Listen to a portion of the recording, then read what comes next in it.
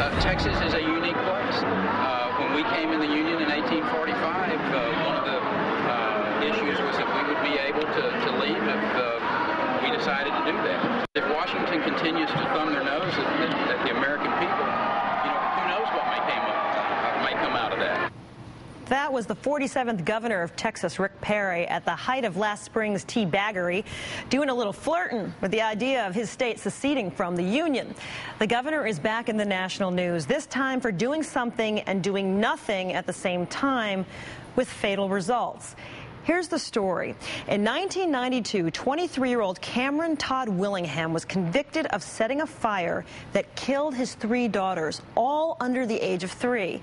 After 12 years on death row and multiple appeals, just 4 days before Willingham's execution, Governor Perry's office did not grant a stay, despite new expert information Governor Perry said he had examined. Information from independent arson experts, which stated no evidence of arson was found. Willingham was put to death on February 17, 2004. His last words before receiving lethal injection, quote, "I am an innocent man convicted of a crime I did not commit. I have been persecuted for 12 years for something I did not do." Governor Perry now faces questions about the state's investigation into the Willingham execution, including accusations that some of his aides tried to pressure the chairman of the state's Forensic Science Commission, which is investigating the case.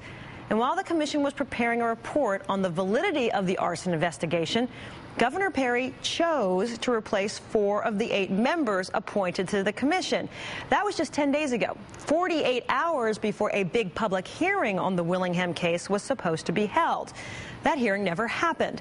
Yet amid all of these accusations, Governor Perry's office has refused to release any of the records the governor used on the day he reached his conclusion that Willingham was justly convicted. All these questions have created unwanted headlines for a man who would like to remain the 47th governor of the great state of Texas. He is in a tough re-election campaign against Senator Kay Bailey Hutchison and was at some point considered a possible candidate for president in 2012. Joining us now, Dallas Morning News senior political writer Wayne Slater. He's also the co-author of the book Bush's Brain, How Karl Rove Made George W. Bush Presidential. Wayne, thanks for the time tonight. Great to be with you, Allison. There have been 3 independent reviews over the last 5 years involving 7 of the nation's top arson experts. All found no evidence that the fire was set intentionally. So why did Governor Perry go ahead and allow this execution? Well, basically, it's unclear why he allowed the execution. One of those reviews was presented to him before the execution. 2 of these have come afterwards. Ultimately, Texas has a very strong support among Texas residents for the death penalty. I think the governor felt that this matter had gone through the courts and that despite the fact that there had been some last-minute questions raised, he was going to let this execution continue. Had he stopped the execution, it really would have been a political problem for him, because, as I say, Texans support the death penalty. According to reports, the governor is among the most secretive governors Texas has ever seen. In this case, he went to even greater lengths to make sure nobody saw the documents he reviewed prior to the execution. How has he managed to keep it all under wraps? Well, basically he's arguing this is attorney-client privilege, and that is, of course, a legitimate claim.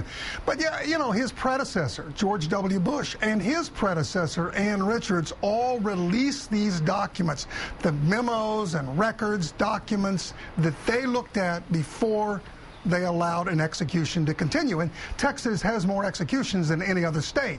But the governor of Texas does not want those memos seen, because I suspect they would cast a bad shadow on the governor, just as had this report about questions whether or not this man was innocent when he was sent to the execution.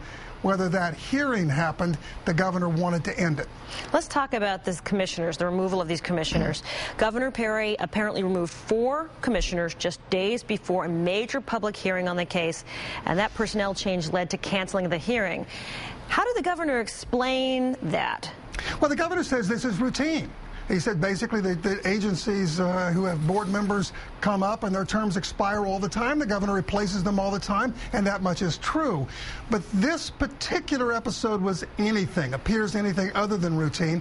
I have never seen a case where a governor has moved so quickly to replace 4 members of an agency whose terms had just expired right before a critical hearing that would have embarrassed the governor. So while the governor says this was just routine, I think the evidence suggests, as some people have said, the governor simply did not want to be embarrassed by one of his own state agencies raising questions about whether he presided over the execution of an innocent man.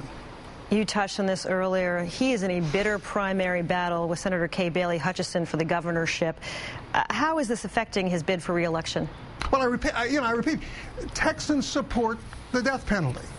And what the governor has done is said, look, there's a difference of opinion. Some experts at the time of the trial said he was guilty. Some what he called latter-day so-called experts, these subsequent independent analysis. These people have raised questions about whether this guy, whether the arson investigation was flawed. So if he can keep the debate as sort of a he said, she said debate, then it probably won't hurt him because Texans support the death penalty.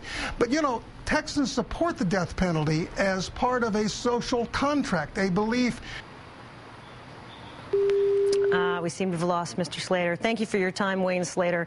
We do appreciate him sharing his political reporting with us. He is the political reporter from the Dallas Morning News.